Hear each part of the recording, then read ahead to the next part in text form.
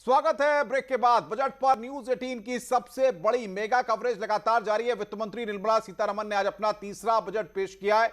जिन लोगों ने अभी अभी अपने टीवी सेट्स ऑन किए उन्हें बता दें कि बजट का पिटारा खुल चुका है और वित्त मंत्री ने इस बार हेल्थ सेक्टर पर किसानों के लिए खजाना खोला है। अपर्णा हमारे साथ बनी हुई है। अपर्णा, जिस तरीके से इस बार निर्मला सीतारमण ने अपना खजाना खोला है, हेल्थ सेक्टर पर खाली फोकस ज्यादा किया गया है क्योंकि हमने देखा कि 2020 में कोरोना की जो परिस्थितियां थी उससे उबारना भी जरूरी था और अर्थव्यवस्था को एक बूस्टर डोज भी देने की जरूरत थी। बिल्कुल, और सीए ने साफ कह दिया था कि आपदी प्राण रक्षा ही धर्मस्य प्रथमांकुरा, यानी कि हमें हेल्थ को प्रायोरिटी पर रखना है। 2020 से हमें सिखाया भी है और पूरा गेस्ट पैनल लगातार हमारे साथ जुड़ा भी हुआ है। उनसे हम लगातार डिकोड करने की कोशिश करेंगे, सरल भाषा में समझेंगे। ग्राउंड जीरो पे चलेंगे। दिनेश पवार हमारे संवाददाता मुजफ्फरनगर से हमारे साथ जुड़ रहे हैं। मुजफ्फरनगर में किस तरीके से बजट को लेकर रिएक्शन मिल रहा है, दिनेश जानिए जरा आप लोगों से। दिनेश के पास हम चलेंगे, वहां पर खेती किसानी करने वाले वो लोग मौजूद हैं और दिनेश के पास हम समझेंगे, लेकिन उससे पहले हम समीर शास्त्री साहब आपसे दो बातों को समझना चाहते हैं। सरकार कह रही है कि 2022 में किसानों की आय को हम दोगुना कर देंगे। इस बजट को हमने देखा, समझा, आप भी समझ रहे हैं। ये बताइए किस तरीके से, वो कौन सा प्लेटफॉर्म है या वो कौन से रास्ते हैं जिसके पर चल करके 2022 तक, क्योंकि अब एक साल से ज्यादा का वक्त नहीं है, 2022 तक सरकार किसानों की आय को दोगुना कर देगी।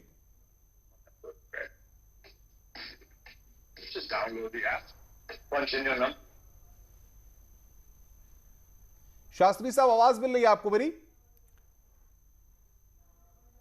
शायद आवाज नहीं मिल पा रही है। ओम मिश्रा जी का रुख करना चाहेंगे हम यहाँ पर। अनुभव, ओम मिश्रा जी, चलिए आपके पास आऊंगे। इससे पहले मुजफ्फरनगर का एक बार फिर रुक लेते हैं, कर लेते हैं। विनेश हमारे साथ जुड़ रहे हैं वहां से। विनेश, ग्राउंड जीरो पर कैसा है रिएक्शन बजट को लेकर?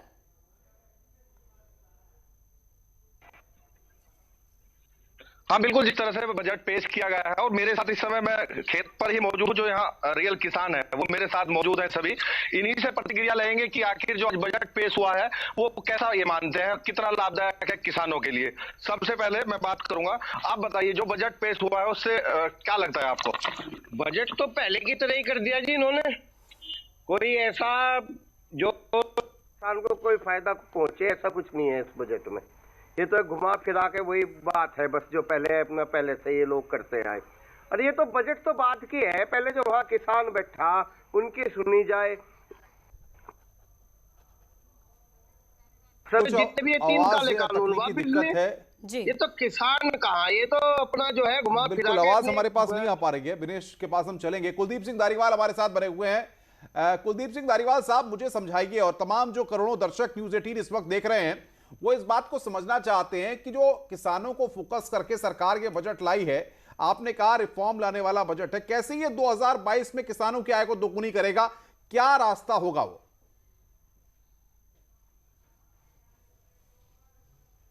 देखिए, मैं सबसे पहले तो इस बात पे आना चाहता हूं, जैसे अभी एक किसान भाई कह रहे थे कि पहले उनकी बात करो जो आंदोलन कर रहे हैं।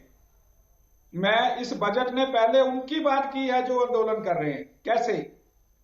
इस बजट ने ऐसे बात की है कि सबसे पहले आंदोलनकारी किसानों को यह था कि हम तो धान और गेहूं उगाते हैं और धान और गेहूं पे एमएसपी चली जाएगी, एपीएमसी चले जाएगी। इस बजट ने डिक्लेयर कर दिया है कि इसमें वृद्धि होगी, चली जाएगी शब्द तो खत्म हो गया। अब हमें कोई डर नहीं, हम उच्च गुणवत्ता का धान और उच्च गुणवत्ता का गेहूं उगाएंगे तो सरकार उठाएगी, तो कोई दिक्कत नहीं रहेगी उसमें। यह स्पष्ट हो गया उन सारे किसान भाइयों को। और दूसरा जो एग्रीकल्चर इंफ्रास्ट्रक्चर फंड है वो मतलब एक रेवोल्यूशनरी स्टेप है, क्योंकि हम लोग ग्राउंड पे किसान उत्पादक संगठनों के साथ काम कर रहे हैं और बैंकों में हम लोग देख रहे हैं हमें दिक्कतें आ रही हैं। और इस फंड के जरिए से जब रूरल डेवलपमेंट में और रूरल डेवलपमेंट फंड भी आएगा, ये फंड भी आएगा, तो उससे जो है निश्चित तौर पे नए प्रोजेक्ट्स भी आएंगे, किसान को डाइवर्सिफिकेशन भी होगा। चलिए, आप पॉजिटिव साइन दे रहे हैं, आप सरकार को 100 में से 100 नंबर दे रहे हैं इस कृषि पर फोकस करने वाले बजट को लेकर के। अपर्णा, हम चाहेंगे कि टैक्स स्लैब में जिस तरीके से कोई बदलाव नहीं किया गया है, इसको लेकर के कपिल मित्तल जी से हम समझें तमाम चीजों को। कपिल मित्तल जी, आसान शब्दों में अगर आप समझा पाए। उम्मीदें तो बहुत कर रहा था सैलरीड क्लास, क्योंकि कहा जा रहा था जिस तरह से इकोनॉमी तभी रिकवर करेगी जब ज्यादा संख्या में लोग खरीदारी करेंगे, लेकिन कैसे कर पाएंगे? वो अब इसमें शामिल होने लगेंगे। और दो बातें जो उन्होंने बहुत अच्छी करी उसमें ये है कि उस पर कुछ सेफ गार्ड लगाएं। वो ये कि आप अपना जो प्रॉफिट है। तो अपर्णा, 2-3 बातें बड़ी महन है। जिस तरीके से हमने आर्थिक सर्वे देखा था, जब आर्थिक सर्वे आया था उसमें कहा गया कि 2021-22 में 11% विकास दर का अनुमान। तो सवाल यहां पर यह कि सरकार जिस बजट को लेकर के आई है, क्या इसी बजट के सहारे या इन्हीं योजनाओं के सहारे, इसी बजट एलोकेशन के सहारे जो अलग अलग योजनाओं में पैसा एलोकेट किया गया है?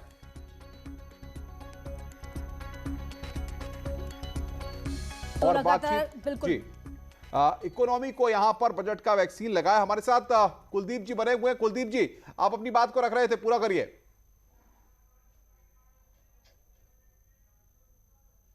हाँ, मैं जो बात रख रहा था कि फार्मर प्रोड्यूसर ऑर्गेनाइजेशन एक सेक्टर है जिससे बिल्कुल किसानों की आय दुगनी होने का पूरा परफेक्ट फॉर्मूला है। और एग्रीकल्चर डेवलपमेंट फंड जो अभी रखा गया है उससे एफपीओ जो 10,000 एफपीओ बनने उनको बहुत बड़ा फायदा होने वाला है। और जो किसान इनोवेशन करना चाहते हैं उन्हें इन्वेस्टमेंट नहीं मिल रही थी, अपना ऐसा उत्पाद बनाना चाहते हैं कि वो एक्सपोर्ट कर सकें, ऑर्गेनिक उत्पाद बनाना चाहते हैं, उस उत्पाद को अपनी मंडी में और बाहर की मंडी में लेके जाना चाहते हैं, उसके लिए सरकार नई मंडियां ले आई। ओम जी, खपत और निवेश के इंजन को, जो दोहरा इंजन है, उसको सरकार को दुरुस्त करना था। लेकिन ऐसा लग रहा है इस पूरे बजट को देखने के बाद कि इस बार का बजट तो सारा हेल्थ सेक्टर पे फोकस हो गया है, किसानों पर केंद्रित हो गया है। न खपत को लेकर के, न निवेश को लेकर के कोई एक ऐसा डायरेक्ट प्लेटफॉर्म नजर नहीं आता।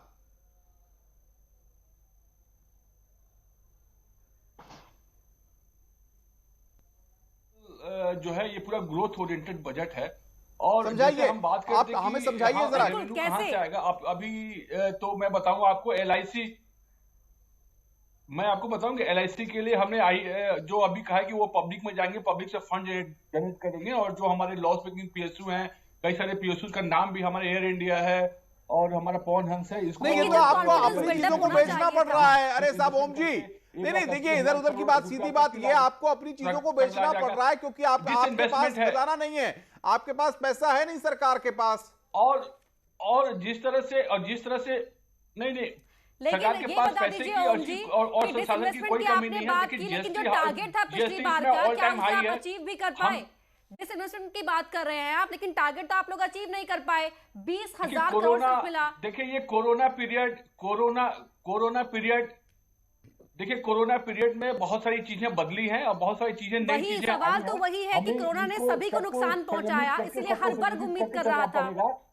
और जिस तरह से बिल्कुल, और जिस तरह से और कोरोना पीरियड से बाहर आने के लिए जिस तरह से सरकार ने पैकेज दिए हैं, लगभग 27 लाख करोड़ रुपए का आत्मनिर्भर भारत पैकेज दिया है सरकार ने।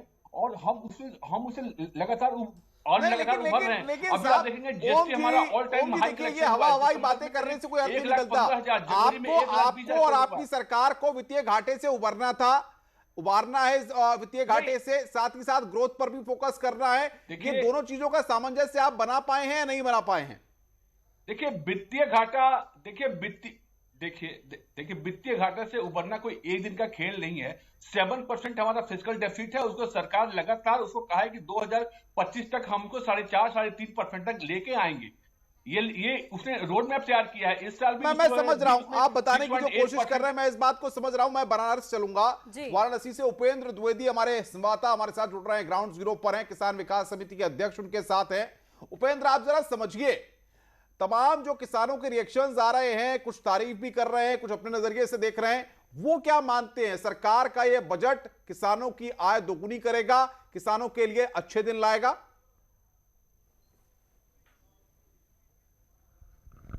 बिल्कुल। देखिए अनुपम, मैं वाराणसी विकास समिति के अध्यक्ष और काशी विश्वनाथ कॉरिडोर का 2011 में पहली बार नक्शा देने वाले ऋषभ जैन जी से हैं। ऋषभ जी, वाराणसी में तमाम सारे प्रोजेक्ट चल रहे हैं डेवलपमेंट के, प्राइम मिनिस्टर की कॉन्स्टिट्यूएंसी है, विकास के लिहाज से कितना अहम बजट है ये, जितना आप प्रोजेक्ट देख रहे हैं वाराणसी में चल रहे हैं, क्या और भी इसको संजीवनी मिल सकती है? तो निश्चित तौर पर मिलेगी, क्योंकि वाराणसी में जो विकास के कार्य स्मार्ट सिटी के अंतर्गत किए जा रहे हैं वो अच्छे कार्य किए जा रहे हैं, जिसके अंतर्गत रुद्राक्ष का रहना। जी, इस बजट से आप क्या देख रहे हैं इसको संजीवनी के तौर पर? बजट में और भी जिस तरह से प्रधानमंत्री जी का विजन है, उन्होंने जो भी इंफ्रास्ट्रक्चर के क्षेत्र में, चाहे हॉस्पिटैलिटी का सेक्टर हो, चाहे ये पौंडीचेरी की याद आई।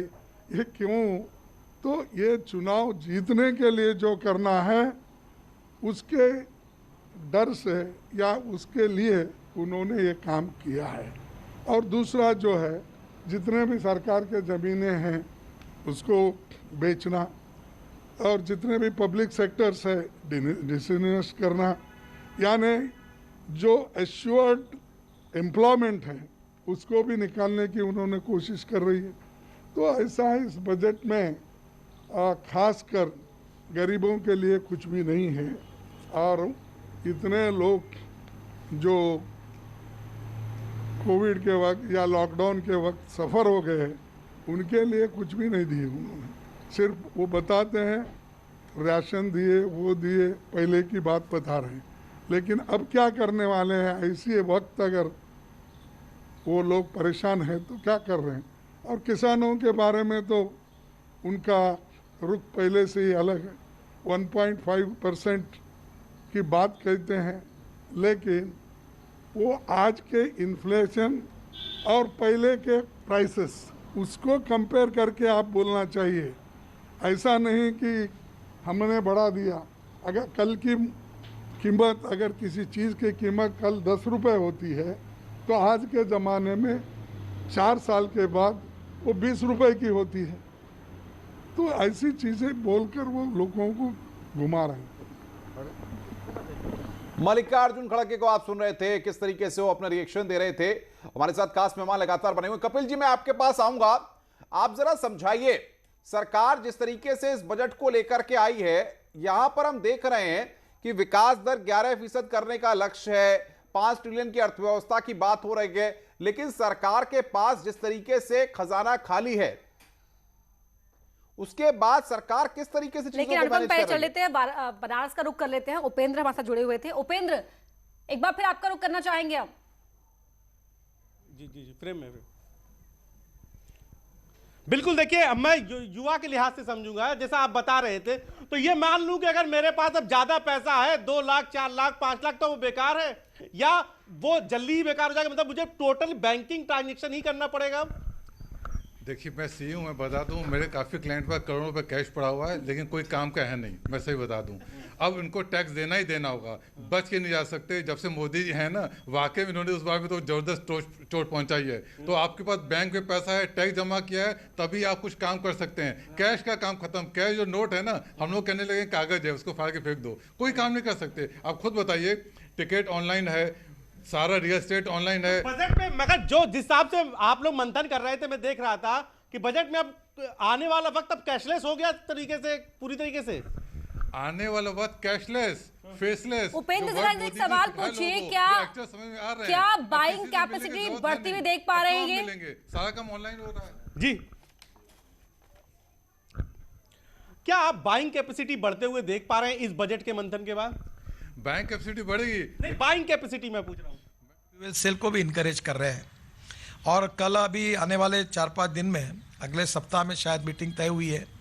प्रधानमंत्री जी के साइंटिफिक एडवाइज़र राघवन साहब, नीति आयोग और हमने, ये जो लिथियम आयन बैटरी होती है, ये लिथियम आयन हमारे देश में नहीं है, तो इसका अल्टरनेटिव जो है एयर आयन और अलग दूसरे मेटल के आयन, एल्यूमिनियम या स्टील आयन, तो इसके आधार पर हमारी बैटरी बने और इसमें रिसर्च हो, ताकि हमारी ऑटोमोबाइल इंडस्ट्री जो है स्वावलंबी बने और हम लोग हमारे वर्ल्ड में हमारी टेक्नोलॉजी के आधार पर हमें कोई इंपोर्ट करने की आवश्यकता नहीं पड़े।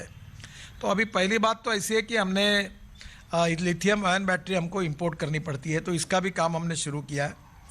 ये जो स्क्रैपिंग पॉलिसी हुई है, इसमें 51 लाख लाइट मोटर व्हीकल जो है, जो 20 साल से पुराने हैं, ये स्क्रैप हो जाएंगे। तो जो गाड़ी स्क्रैप करेगा वो नई लेने वाला ही है, तो ये ऑटोमोबाइल इंडस्ट्री को और बढ़ावा मिलेगा।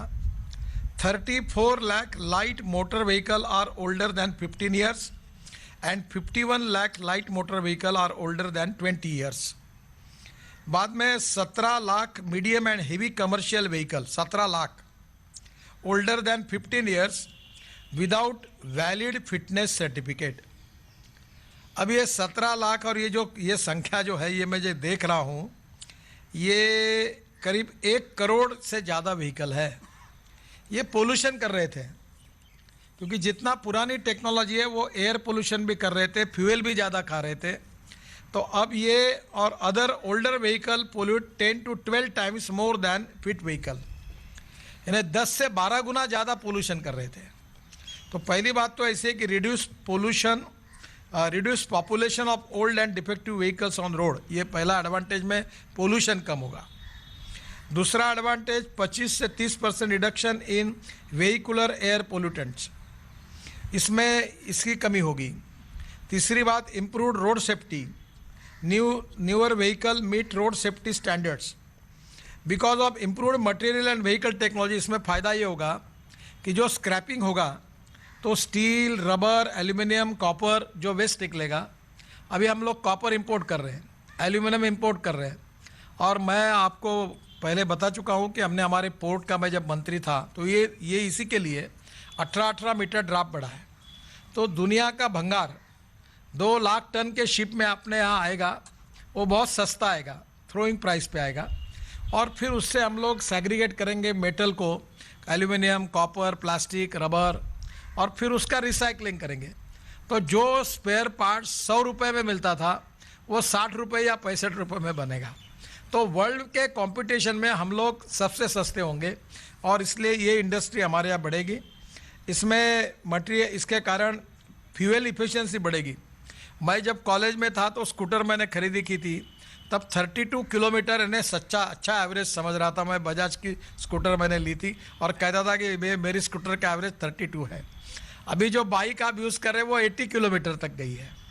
तो इसका मतलब ये जो पुराने सब जाएंगे और नए आएंगे, तो इसमें जो इम्पोर्ट है 8 लाख करोड़ का, वो भी कम होगा, पोल्यूशन भी कम होगा, फ्यूल इफिशिएंसी उड़ गई। और लाइट वेट व्हीकल है, इसमें टेक्नोलॉजी बदली हुई है। Reduce fuel consumption and foreign का जो अपना फॉरेन डॉलर में जो फॉरेन का अपना ये डॉलर है वो इसमें बचेगा। Newer heavy commercial vehicle are 3 to 6% more fuel efficient, ये ट्रक वगैरह में काफ़ी इसमें फ़ायदा होगा। और improved safety features such as air bags, ABS and crash norms. अभी मैंने ट्रांसपोर्ट मंत्री होने के नाते एयर बैग्स को भी मैंडेटरी किया है।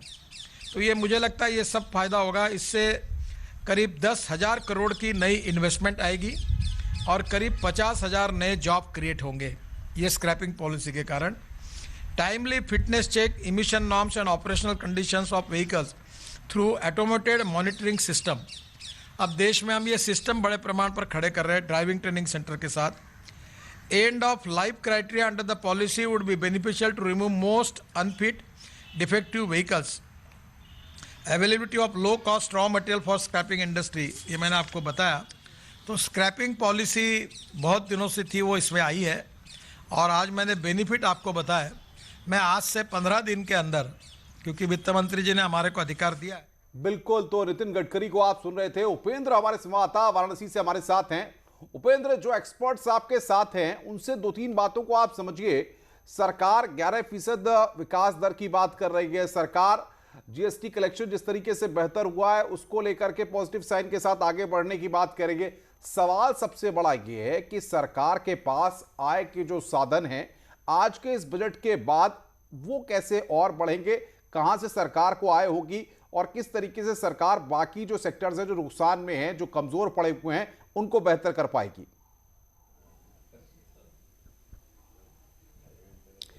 बिल्कुल, सरकार 11% विकास दर की बात कर रही है। बहुत सारे सेक्टर कमजोर पड़े हैं।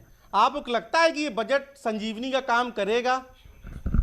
देख, 11% तो सरकार कह रही है, बाद में 7-8 भी हो जाएगा तो कोई पूछेगा नहीं, जो होता है। एक बात तो सरकार को बताना पड़ेगा बढ़ रहा है। कुछ सेक्टर तेजी से बढ़ेंगे, लेकिन फैक्ट तो देखिए वही होगा कि जो लोग मजबूत होंगे, जो पैसे मजबूत होंगे, टेक्नोलॉजी मजबूत होंगे, वो लोग बढ़ेंगे।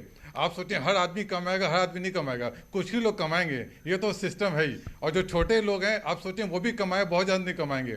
तो इसलिए ग्रोथ होगा, सेल भी बढ़ेगी, सरकार जीएसटी भी और बढ़ेगा, लेकिन सबके लिए नहीं बढ़ेगा, कुछ ही लोग कमाएंगे, क्योंकि यही आर्थिक होता है। असमानता इससे बढ़ेगी नहीं क्या उपेंद्र? देखिए, क्या विकास तब कहते हैं कि आर्थिक असमानता इससे बढ़ेगी नहीं क्या, जब जो जैसा बात जय जी कह रहे हैं?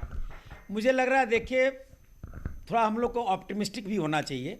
आज प्रधानमंत्री जी या वित्त मंत्री जी का जो फोकस है आत्मनिर्भर भारत वाली बात में तो दम है, क्योंकि जितनी भी बातें कही जा रही है कि इंपोर्ट कम किया जाए, आज डॉलर को हमको बचाना है।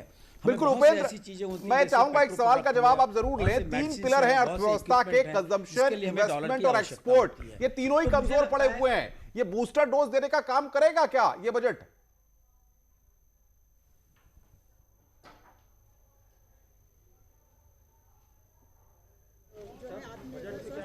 योजना लॉन्च की जाएगी, 64,000 करोड़ उसे 6 साल में दिए जाएंगे, कैसे देखिए? नहीं, ये योजना अपने आप में बहुत ही, प्रधानमंत्री जी का आत्मनिर्भर स्वास्थ्य भारत अभियान, जैसे आपने आयुष्मान भारत, स्वस्थ भारत, इन तमाम चीज़ों को जो बल प्रदान मिलेगा, और जो हमारा 1.5 lakh health and wellness centre है उसको पूरी तरह से हम कह सकते हैं कि और भी मजबूत बनाएंगे, और गांव-गांव में ये अभियान हमारा सफल होगा। तो मुझे विश्वास है कि सरकार के द्वारा जो ये बजट अगले 5-6 साल के लिए दिए गए हैं उससे देश को बहुत बड़ा भला होगा, और लोग आरोग्य होंगे, और आरोग्य होने की दिशा में एक बहुत बड़ा कदम है। बजट बहुत अच्छा रहा सर। एक बजट ये स्थिति असाधारण थी, हमें भी उम्मीद था कि असाधारण स्थिति में जब बजट पेश होगी तो इसके असाधारण कोई कदम उठाने की झलक मिलेगा, लेकिन ये बजट में असाधारण स्थिति में बड़े साधारण और एक निजीकरण की राह।